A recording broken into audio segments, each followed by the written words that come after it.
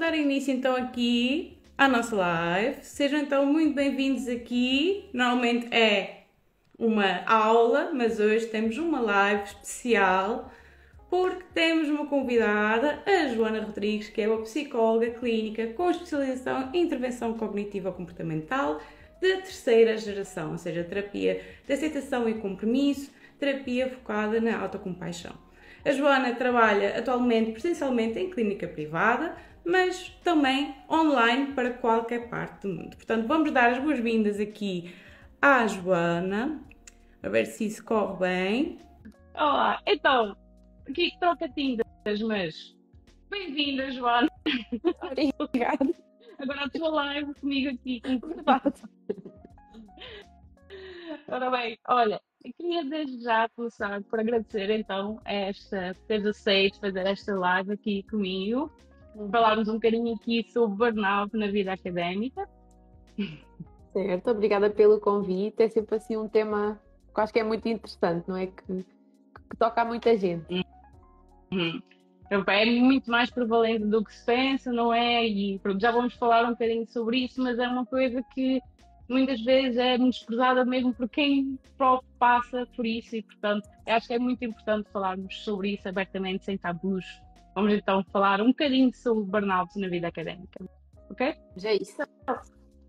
Queria desde já dizer a quem está a ver, se quiser irem deixando perguntas, pronto, aqui agora a Joana é que vai ficar a par das perguntas. Verdade. Eu também tenho algumas que foram deixando hoje nas minhas stories, ok, Joana, depois no fim. Okay, então temos um tempinho para responder a essas perguntas. Portanto, a minha primeira pergunta que eu tenho para ti, acho que é por onde devíamos começar, é então o que é o burnout? Ok. Então, o burnout, eu acho que a forma mais simples de responder ou de descrevê-lo é aquilo que nós corriqueiramente chamamos por esgotamento.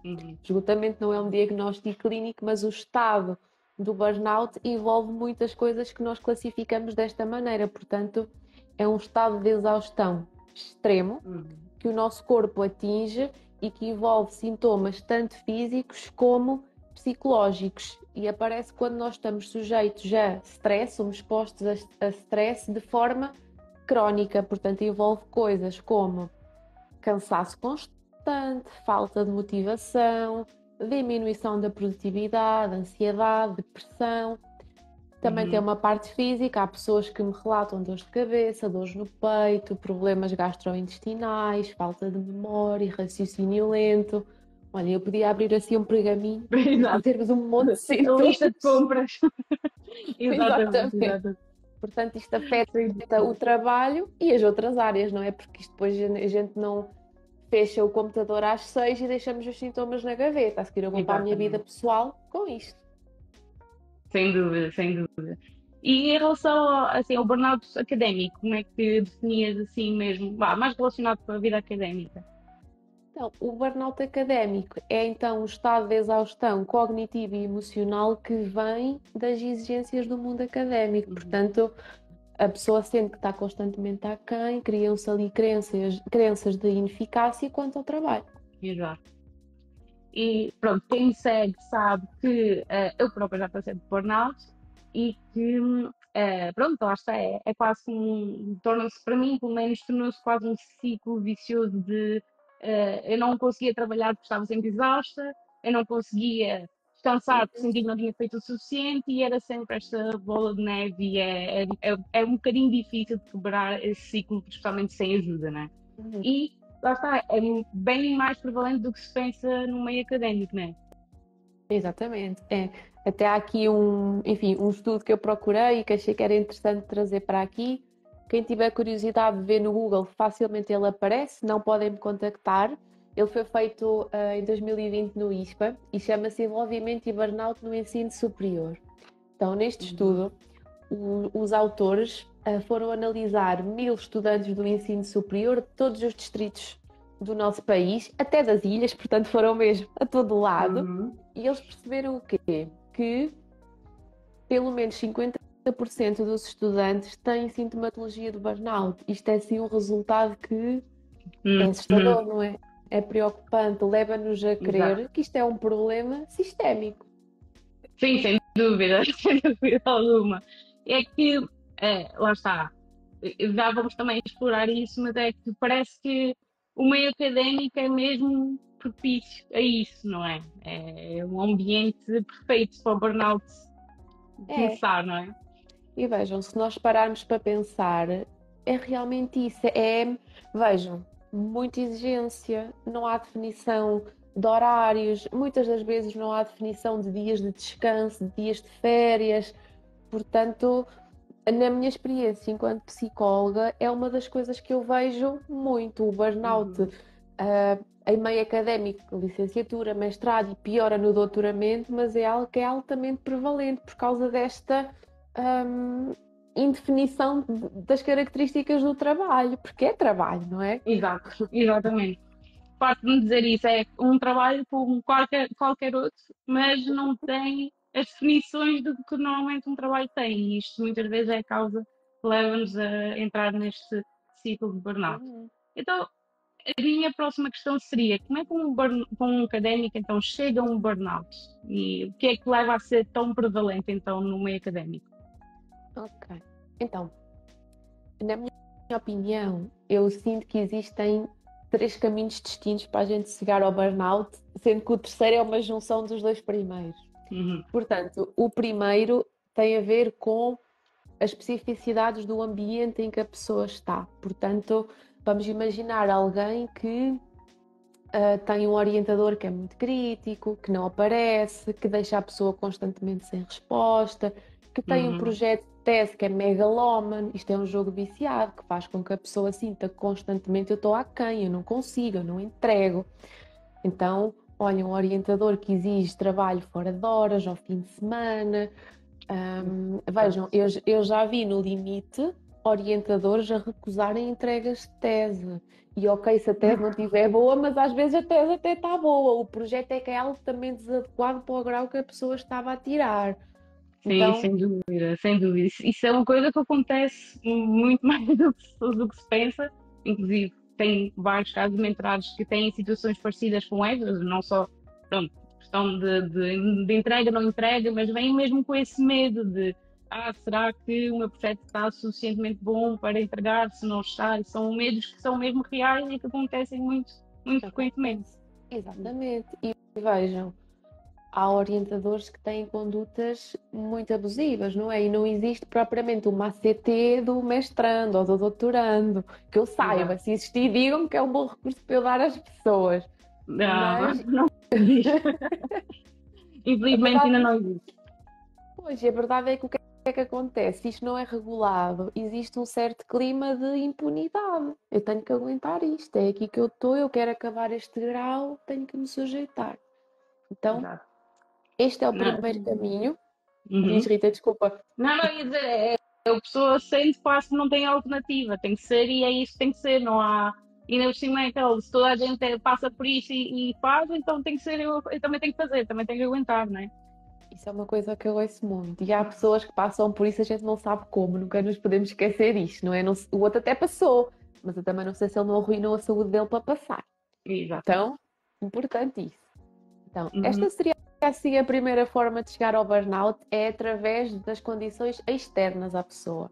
uhum, Naquilo que eu vejo na consulta, a forma mais prevalente de chegar ao burnout é desta que eu vou dizer agora, que é através de coisas internas a mim, das minhas crenças. Portanto, quando o burnout vem de dentro, sou eu que uhum, trabalho demasiado, sou eu que acho que nunca está bom, sou eu que não faço pausas, sou eu que não como em condições, sou eu que não faço desporto, sou eu que no limite para produzir mais, corto nas horas de sono, deixo de ver os meus uhum, amigos. Então, eu coloco-me numa situação na qual a saúde é uma impossibilidade, é uma questão de tempo até chegar ao burnout. E é uma das coisas que eu digo muito às pessoas.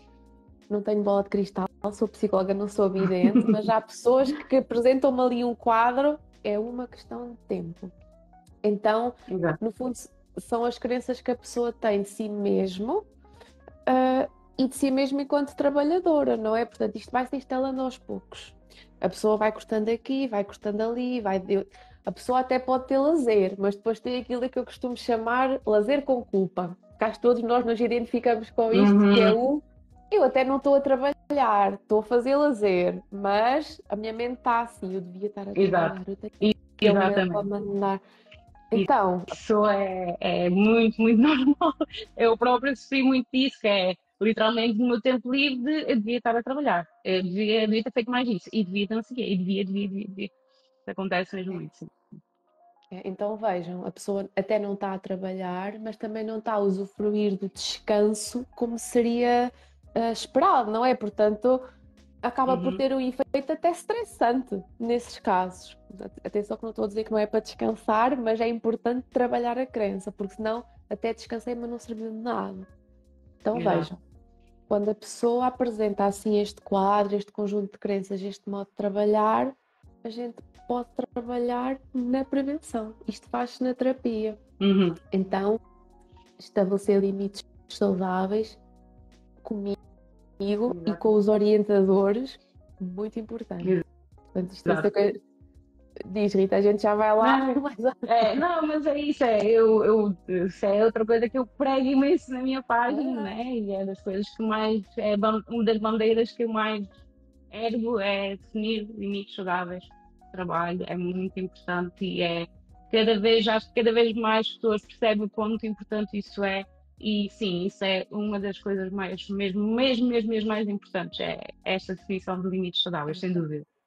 Sim. Então vejam, não acontece, eu estava bem, eu sentia-me bem, estava motivada, a minha mente estava ali super astuta, um dia acordei e tive um burnout. Não, a pessoa Exato. sabe que está a caminhar para ali, a pessoa vai perdendo eficácia, a pessoa vai se sentindo pior. Uma coisa que eu noto muito e para mim é um grande indicador é quando as pessoas me dizem eu estou a ir para o trabalho, estou a ir para a faculdade e parece que estou a ir para a forca. É horrível, estou a conduzir para ali. Uhum. Então, red flag. Red flag, exatamente. É isso, a questão é, eu acho que, pelo menos foi essa a minha situação e de outros relatos que eu já ouvi, é que tu sabes que alguma coisa está mal, tu sabes que estás a sentir que, ok, isso não está bem, isso não devia de ser assim, mas se tens essa tendência, como estavas a dizer, de comparar com os outros e ver que todos à sua volta estão a fazer isso e é isso que é o normal, então eu tenho que aguentar e está tudo ok. Olha, é sofrer, pronto, e esperar que melhore um dia e quando acabar o tratamento é que vai ser e vai ser bom, mas se não definir limites, vai continuar a ser o resto da vida académica ou profissional, vai ser sempre assim. É verdade, e veja isso que tu disseste é muito interessante, Rita, porque aquele estudo que eu mencionei, em que eu disse que há burnout, há sintomas de burnout em pelo menos 50% dos académicos, se eu olho à minha volta, 50% das pessoas trabalham assim. Então, estabelecer limites, ou descansar, fazer pausas, ter fins de semana, é quase um luxo que eu me estou a dar e que os meus colegas que eu olho e quase nenhum deles faz.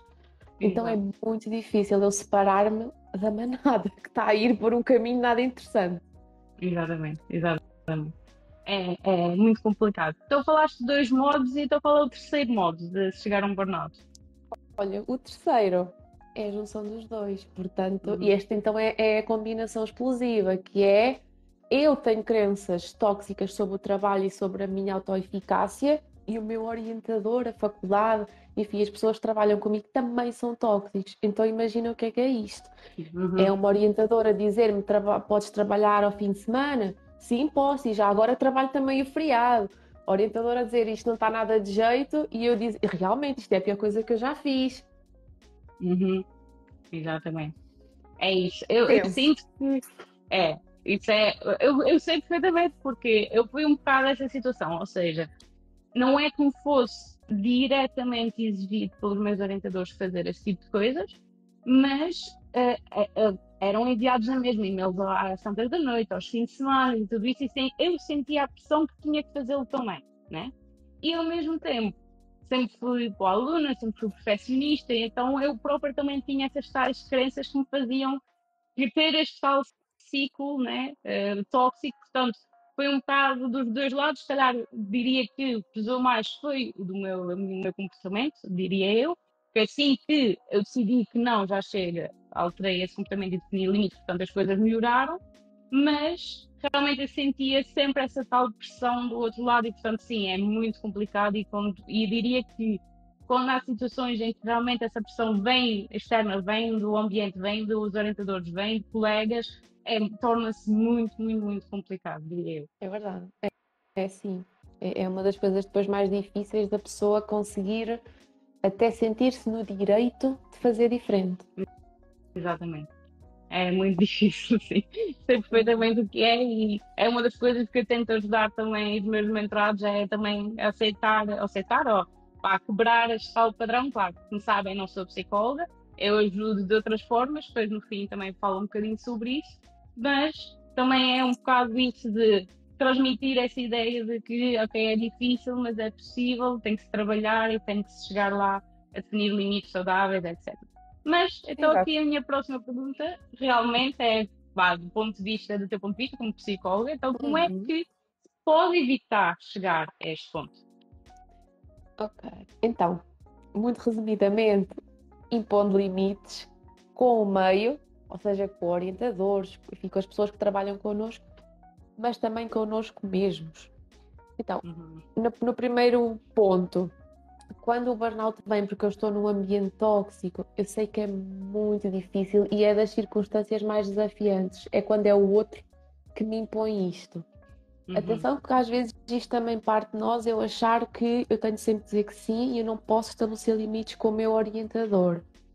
Podemos sim. Se ele não for abusivo, a gente pode. Um exemplo que eu às vezes dou na consulta é um exemplo meu pessoal. No meu 5º ano em que eu tive que fazer a tese e o estágio, eu tirei uma semana de férias, que eram as férias letivas da Páscoa, e a minha orientadora perguntou-me se eu podia levar o computador na minha viagem, que eu até ia para o estrangeiro, e eu disse, não.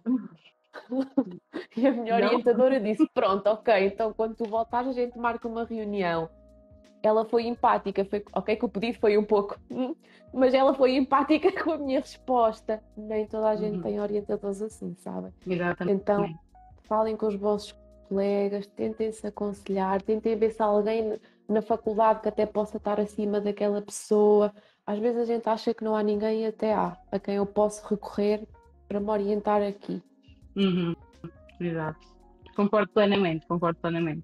É mesmo, e muitas vezes nós pensamos que não há ninguém ou que ninguém está a passar pelo mesmo que nós estamos a passar e é falar com outras pessoas que percebemos, não, afinal aquela pessoa também está a passar por isso ou aquela pessoa até já tem soluções para o meu problema. Que, né, temos muita tendência a não partilhar, a deixar para nós próprios esse tipo de situações, quando às vezes a solução está literalmente na partilha e é muito importante nesse aspecto, sim. Exatamente. Então, quando o burnout vem de mim, da forma como eu vejo o trabalho e as minhas próprias competências, a resposta mais óbvia e direta a isto é: isto resolve-se com terapia. Não é porque, enfim, temos a parte de organizar o trabalho, ter as coisas bem estruturadas, isso é com a Rita, pode ir à página dela e conversar com ela nesse sentido. Portanto, eu vou já saltar para as variáveis psicológicas e vejam, Claro. é muito fácil o nosso lado racional dizer assim: eu sei que preciso de pausas, eu sei que tenho de descansar, eu sei que este to-do list que eu fiz para hoje é ridícula. Tinha que trabalhar 27 horas do dia para concluir. O lado racional sabe isto. Mas se o lado emocional, o que ele sente é uma ansiedade brutal cada vez que eu descanso, cada vez que eu não chego ao fim da to-do list, cada vez que eu abro o documento e tenho um comentário lá escrito a dizer que eu tenho que reformular qualquer coisa, o que eu penso é: sou uma nova, não faço nada que se aproveite, é preciso terapia para isto, não é? Portanto, há uma vozinha irritante que, mesmo que eu até descanse, me pode aparecer para dizer: sou preguiçosa, tens é que estar a trabalhar, olha, já viste, estás aqui a agir como se estivesses de férias, como se não tivesses preocupações. Exato. Então vejam, olha que eu já cheguei ao limite de ver pessoas a não beberem água, porque se eu beber água depois vou ter que parar para ir à casa de banho, para encher a garrafa. Exatamente. É uma necessidade básica. Como é que o nosso corpo, como é que o nosso organismo pode funcionar se eu não lhe estou a dar aquilo que ele precisa? Um carro sem combustível não anda. Sim.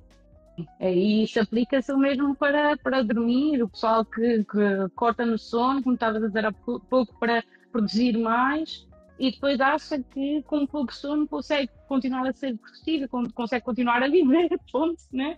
é a mesma coisa, é outra necessidade básica, né? Que não se pode cortar, que não se pode, também não se pode cortar. Portanto, é como tu estás a dizer, não chega a esse ponto, infelizmente, chega a esse ponto.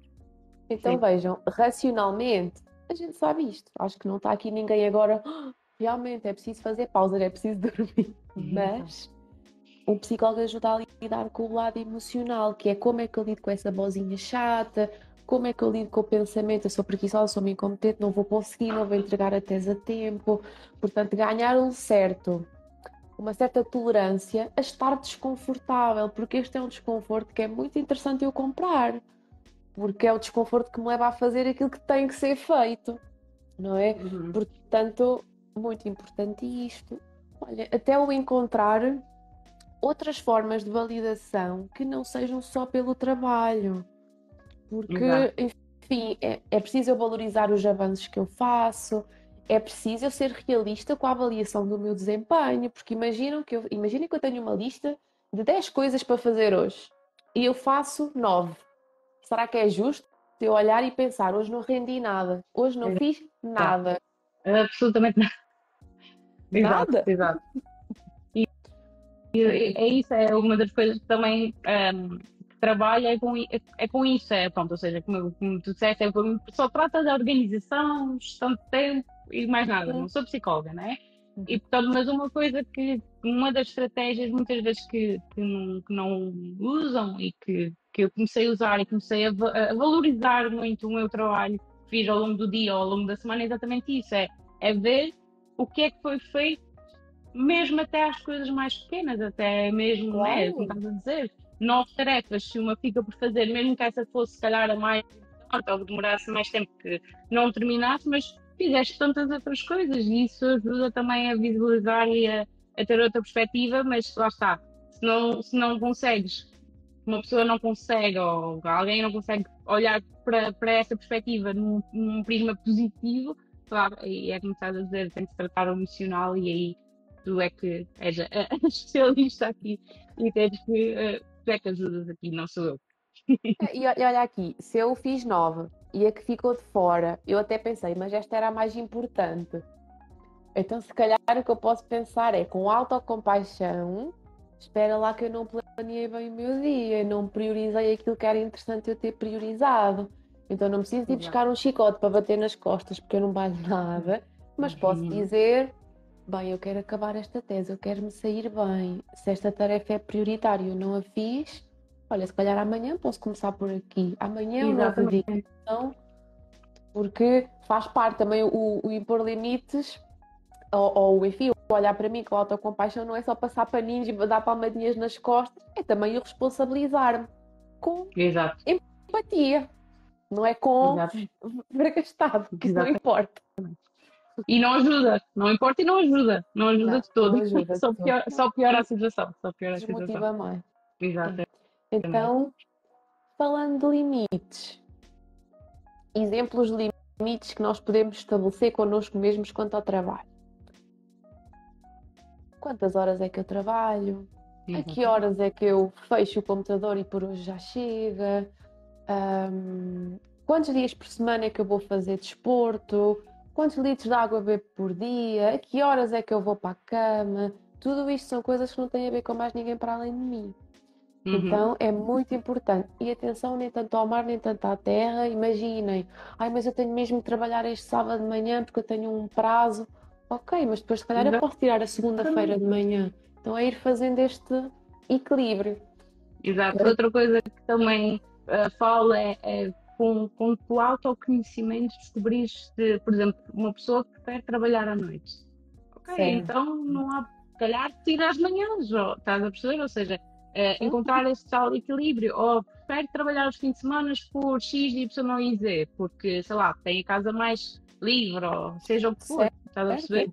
Ok, escolhes trabalhar os fins de semana, mas então tira dias da semana para descansar e por aí fora. E são todo esse tipo de limites que são muito importantes e não só de conhecermos, de sabermos quando é que funcionamos melhor, quando é que não funcionamos, como também de ser, lá está, os nossos limites e respeitarmos esses limites. Exatamente. tudo isso é muito importante, isso que tu dizes, sabes? Porque eu posso olhar para o lado e pode estar na outra mesa, lá no departamento, uma pessoa que trabalha 90 minutos produtivos sem pausa. Mas eu posso não ser igual àquela pessoa. Eu se calhar posso trabalhar 30, descansar 10, trabalhar mais 30, descansar 5 e no Exatamente. final a gente conclui as coisas com, enfim, com eficácia na mesma. Exato, Portanto, e pessoas que chegam ao laboratório, ao escritório, ou seja, o que for, às 9 em ponto e ficam lá até às 6, mas outras pessoas que se calhar só depois do almoço é que lá estão e está tudo ok. Desde que seja, né? Ou seja, é os limites de cada um e os horários de cada um que funcionam melhores e que é melhor para cada um. E está tudo ok com isso. exatamente. Então, vejam, uma das coisas interessantes de fazer na terapia é o redefinir o que é um bom trabalhador, o que é um bom académico. Será que é aquele que entra às 6 da manhã e sai à meia-noite? Que diz sempre que sim a tudo?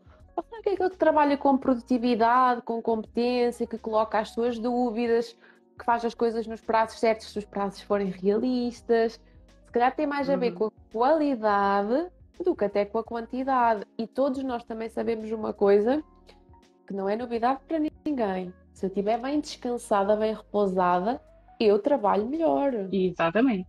Sem dúvida alguma, exatamente. É isso, e outra coisa que também acho muita piada em termos disto, de atividade à volta de produtividade e de seres, que lá está, um bom académico e afins, é que né, a questão da procrastinação e as pessoas associarem a procrastinação à preguiça ou seja o que for. Às vezes é mesmo preciso, né, atrasar algumas tarefas, como estamos a falar um bocadinho, isso tem a ver com priorização, portanto, há alturas em que é preciso, ok, não focar nesta tarefa e focar noutra, e tudo isso não é propriamente procrastinação, isso são coisas que tem que se aprender a priorizar para então ser mais eficiente e não é por causa de não estou a fazer aquela tarefa que os meus colegas estão a fazer e portanto eu estou a ser preguiçosa que não tem uma coisa a ver com a outra, nada tem a ver e cada projeto é o seu. Resumindo e concluindo, não olhar para o lado e não nos compararmos. É muito importante, é muito importante. E aceitar as minhas limitações, porque toda a gente as tem, não é? E vejam, não é à toa que às vezes são 8 da noite e nós estamos a tentar resolver um problema qualquer ou fazer uma tarefa qualquer que está sempre a dar erro, quer escrever uma frase, não tenho criatividade nenhuma, a gente para, fecha, janta, dorme e no dia a seguir às 10 da manhã tudo flui. A mente repousou, descansou. É tipo o router lá de casa, está com a net lenta, vocês desligam, voltam a ligar, fez um reset e agora já dá. Exato, reboot e volta, exatamente, sem dúvida, sem dúvida. Às vezes eu também tenho situações com mentorados meus que eu digo, não olhes para isso hoje, esquece isso, deixa, vê amanhã, deixa uns dias, descansa a cabeça disso e depois volta, vais ver que é muito melhor e é mesmo isso, é exatamente sobre isso. Com o router eu não sei porque é que resulta, com o cérebro resulta por isto, porque o descanso é o nosso combustível, então no dia a seguir eu já consigo pôr outra vez o motor a trabalhar. Então vejam, o que nós estamos aqui a falar e o que eu defendo e a Rita também, não é faz pausas, trabalha conta, nada disso, ou faz tudo em cima do joelho, nada disso. É na mesma para sermos profissionais, académicos, competentes, que fazem as coisas bem, mas que não chegam à meta final porque crasham, ou que até chega à meta final, mas chego completamente arruinada, deprimida, ansiosa, com a minha saúde no lodo, que tenho que estar a tomar agora suplementação não sei de quê e a fazer análises para ver o que é que se passa. Vejam, eu já cheguei ao ponto na minha consulta de ter pessoas que tiveram que ir de INEM para o hospital, do local de trabalho para o hospital. Então vejam ao ponto em que nós às vezes chegamos. E aquela pessoa, isto é uma coisa importante, aquela pessoa não é uma fraca ou não aguenta menos do que os outros. A gente todos chegamos lá. Exatamente. Uns se calhar demoram mais do que outros, porque se calhar eu como melhor, eu durmo melhor, eu faço desporto, o outro não, eu tenho esta patologia adicional e este não. Mas no fundo a gente todos chega lá se trabalharmos desta maneira. Portanto, não há cá, eu sou um ser humano normal e o outro é o super-homem. Somos todos iguais. Exatamente. Exato, todos iguais e todos diferentes ao mesmo tempo, cada um com as suas situações, não é? Ou seja, eu posso ser uma pessoa que por exemplo, sou mãe e chego a casa, tenho que cuidar dos Exatamente. meus filhos e tenho não sei o quê, tenho não sei Verdade. quanto, enquanto que outra pessoa não é mãe, ou seja, qual for as suas condições pessoais, né, que tem mais possibilidades, ou tem mais tempo para refrescar, para descansar, para tudo isso. Portanto, cada situação é a sua. É. É isso mesmo. E ver como no Agora, a gente limite, deixa-me só diz. acrescentar, Rita, desculpa, que isto no limite é o cérebro a dizer algo do género: ai, não paras, eu faço parar. Uhum. E nós não somos mais fortes que o nosso cérebro. O cérebro somos Sem nós. Uhum. Sem dúvida, sem dúvida. Quer dizer, nós podíamos continuar aqui horas verdade. e horas. Tem muito para dizer sobre isso, mas acho que chegou aqui então um tempinho de respondermos aqui umas questões. Temos umas questões Mas é isso. interessantes. Aqui no chat disseram para guardar a gravação daqui da live. Vai estar na gravação. Depois, se quiserem, podem assistir no meu YouTube, da Gado Play, e depois vai tudo ser partilhado. Vocês, amanhã também vai haver um resumo aqui, um Reels aqui nosso, ok? E então, aqui em relação às perguntas, houve uma pergunta que, de certa forma, já respondemos, que era como podemos evitar chegar ao burnout. Já respondemos a essa questão, mas tem aqui outra semelhante que acho que é muito interessante, que é como podemos ter consciência de que estamos a entrar em burnout? Vamos começar, Joana. Ok, então, bem, se a pessoa se identifica com o modo de trabalhar, com o modo de pensar, de se relacionar com, enfim, com as coisas ligadas à produtividade da maneira como nós falamos aqui, isso é da perspectiva que a pessoa deveria procurar terapia antes de chegar ao burnout. Porque se eu já começo a ver que eu trabalho assim, eu penso dessa maneira, assim, para mim eu acho sempre que tenho que fazer mais, nunca nada está bom, o descanso é um luxo, eu tenho que merecer, eu iria para a terapia imediatamente para evitar chegar lá. Se a pessoa já lá estiver, honestamente eu não acho que seja um daqueles diagnósticos que eu não me apercebi e estava, porque a sintomatologia é tão vasta e é tão devastadora. Foi por aí que nós começámos, não é? Ansiedade, depressão, desmotivação, dor no peito. Enfim. Exatamente. Eu, da minha parte, que agora já consigo reconhecer os sintomas, né? E já até mesmo, não, ou seja, não é para eu ter ultrapassado o burnout uma vez que não estou suscetível a voltar a Sim. fazê-lo. Eu tenho agora, né? E também tenho um negócio agora próprio, portanto, Há pessoas para quem é cíclico.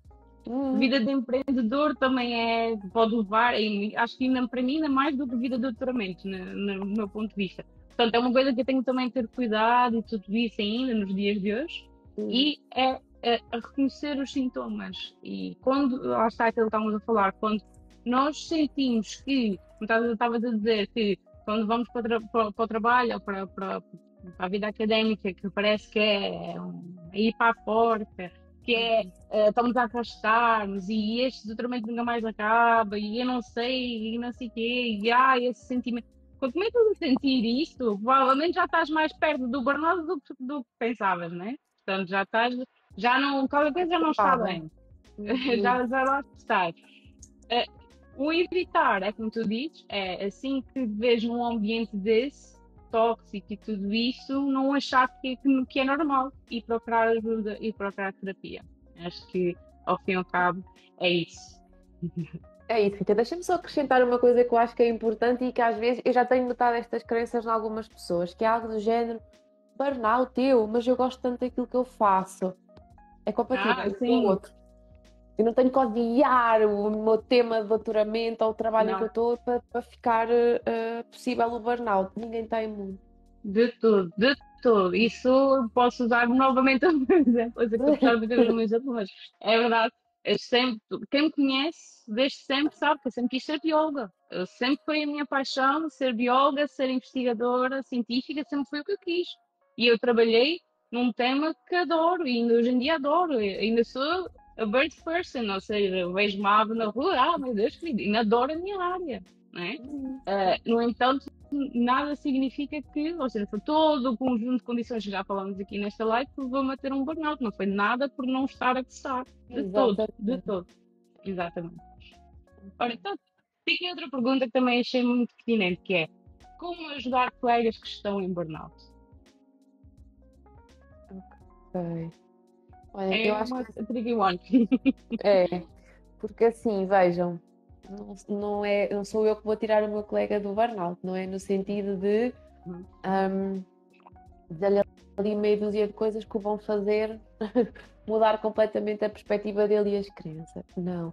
Mas eu posso calmamente, se eu souber relação para isso, olha, gostava de ter uma conversa contigo, estou preocupada, tenho notado isto e aquilo, que a tua relação com o trabalho não está muito saudável, já pensaste procurar apoio psicológico, é uma possibilidade. Muitas das vezes as faculdades até têm isto e bem, consultas de psicologia grátis.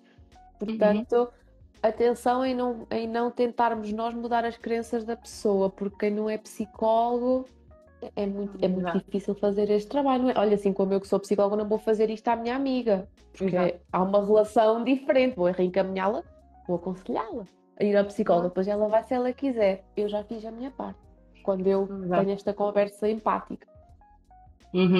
Acho que é uma pergunta bem tricky, né? Porque como tu estás a dizer, por exemplo, eu como pessoa que não sou psicóloga, né? Se diga a outra pessoa, tipo, olha, não achas que estás a trabalhar de forma tóxica? Essa pessoa pode dizer, tipo, olha, o que é que tu sabes? Ai, calma, o que é que, né? Não és psicólogo e tal. Pronto. E tu, do outro lado, é o contrário, né? Não, também não vais estar aqui como estás a dizer, os teus amigos, pronto, vais aconselhar, tu melhor do que ninguém podes aconselhar, mas é uma situação tricky. Posso dizer que uma coisa que me fez, na altura, procurar ajuda, por acaso, foi uma coisa que, obviamente eu sabia que precisava, né? Mas houve uma coisa que foi, por acaso, veio de um colega meu. Foi um e-mail, nós tínhamos e-mail do grupo, não é? Ou seja, um e-mail que era partilhado por todo o grupo, quando gostávamos de mandar artigos, coisa assim, toda a gente recebia.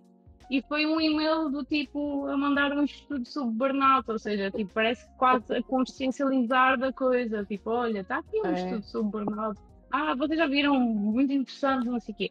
E pode ser uma forma também, quase mandar indiretas, né, para assim dizer, de olha, e tal, vocês identificam-se com isso e tal, pronto, que é ao fim e ao cabo um bocadinho que eu tenho de fazer com a minha página, com a sensibilização que eu faço, não é? Ao fim e ao cabo é sensibilizar as pessoas que existe este problema e há formas de solucionar.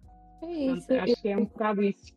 Então veja, a resposta a essa pergunta era, dependendo da vossa relação, calmamente mostrar à pessoa que a vossa opinião empática seria que ela procurasse ajuda.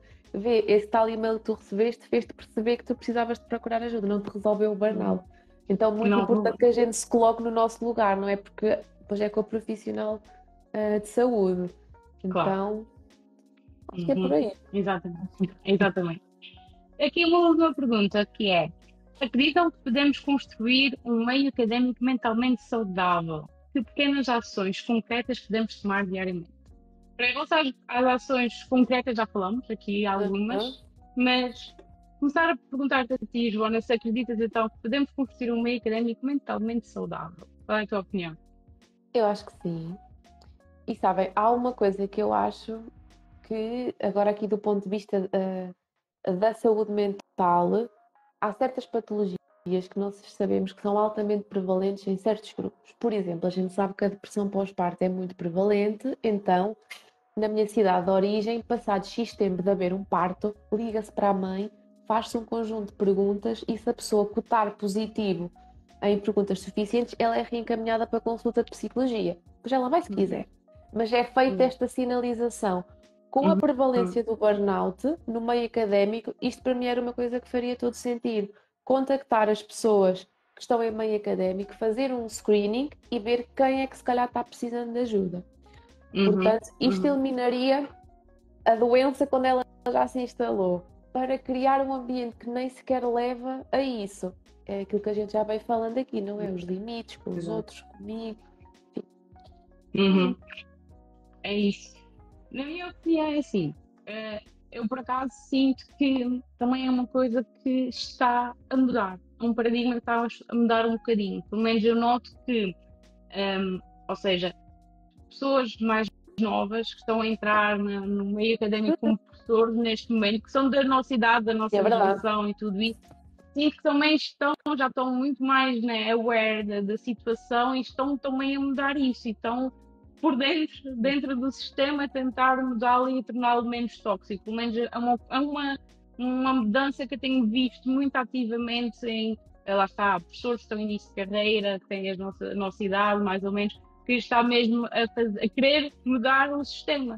E não só cá em Portugal, como é uma coisa que começou muito durante a pandemia, haver muita mudança disso noutros países. Eu tenho perfeita noção do Reino Unido, porque eu estagiei em Cardiff, no Reino Unido, e sei de muitos professores que fazem strikes, testes constantemente para promover um ambiente menos tóxico no académico. Portanto, é uma coisa que está a mudar aos pouquinhos, devagarinho, não é assim tão fácil, não vai ser de um dia para a noite, não é? Mas eu acho que aos pouquinhos vamos ver cada vez mais pessoas a valorizarem a saúde mental no meio académico e Sem que dúvida. vai sendo cada vez mais saudável.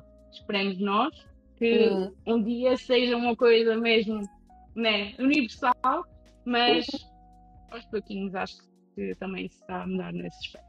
E concordo contigo, Rita. Realmente eu sinto que isto é algo que às vezes é geracional e que as pessoas mais jovens, quando são professores ou quando estão a começar agora a sua vida académica, que já trazem umas crenças diferentes daquelas que haviam há 10, 20, 30 anos. O que é ótimo, porque era uma forma bem difícil de nos relacionarmos com o trabalho. Portanto, são mudanças bem-vindas. Exato.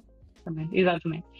Bem, então queria aqui fechar com o apelo a todos que pronto, já viemos a dizer aqui constantemente nesta live, mas procurem ajuda. Acho que é essencial, porque nós temos muita tendência, não só no meio académico, como nós portugueses temos ainda mais essa tendência às vezes de orgulho, consigo fazer sozinha, sou strong independent woman e portanto consigo fazer e tal. Não, mas procure ajuda, não é vergonha alguma, não é de todo. Portanto, procure ajuda. Tem aqui duas especialidades diferentes, mas, por exemplo, da minha parte, eu posso-vos ajudar na que toca à organização, à gestão de tempo, nada de relações emocionais, também uma parte prática, né? Aqui, da organização, gestão de tempo, ou através da revisão dos vossos trabalhos académicos, caso orientadores não sejam assim tão presentes quanto isso, eu posso-vos ajudar nesse aspecto. E a Joana, como psicóloga? Eu, como psicóloga, a mensagem com que eu gostava de terminar era exatamente se vocês se identificaram com isto já na totalidade ou sentem que isto vai ser o meu futuro próximo, procurem ajuda, porque é necessário um trabalho terapêutico que só um psicólogo é que pode fazer com vocês, de perceber porque é que eu sou assim, de onde é que isto vem na minha história de vida, onde é que eu já usei este tipo de estratégia que foi bem sucedido e por isso repito, mas agora já não me está a correr assim tão bem. Depois é necessário promover a mudança, aprender a estar com o desconforto que a mudança traz. Portanto, essa tal vozinha que há pouco eu falava, que és preguiçosa, devia estar a trabalhar, é possível eu aceitar que esta voz está na minha cabeça e continuar a descansar e dizer, vá, agora eu vou ficar aqui a fazer o que eu tinha decidido. Então é todo um processo terapêutico que leva o seu tempo, não sei quanto, mas leva o seu tempo, mas que faz diferenças brutais na vida das pessoas. Eu já vi muita gente a sair do burnout que agora eu olho para trás e penso, é uma pessoa nova daquela que teve aqui na primeira consulta. Então não é uma sentença, não tem que ser crónico. Portanto, uma psicóloga é a pessoa certa para vos ajudar. Exatamente. Bom, não sei se tem assim mais alguma coisa a acrescentar, Joana, da minha parte é tudo. Não sei se esteja assim. Acho que não, também estou satisfeita com aquilo que eu disse, acho que foi, enfim. É como eu digo, se pudéssemos, falávamos aqui, estamos aqui há 50 minutos, portanto, se pudéssemos, estava aqui todo o dia a falar sobre isso, tem muito, muito, muito para falar, mas olha, então, resta-me agradecer mais uma vez, Joana, por tudo isso e por toda a tua presença aqui, todo este conhecimento foi ouro e muito importante se falar no meio académico sobre burnout e, portanto, mais uma vez, muito obrigada. E obrigada, a todos Rita. os que assistiram, também muito obrigada pela vossa presença e pronto, até à próxima. Obrigada, Rita. Obrigada a todos que estiveram cá connosco. Tchau. Tchau, adeus.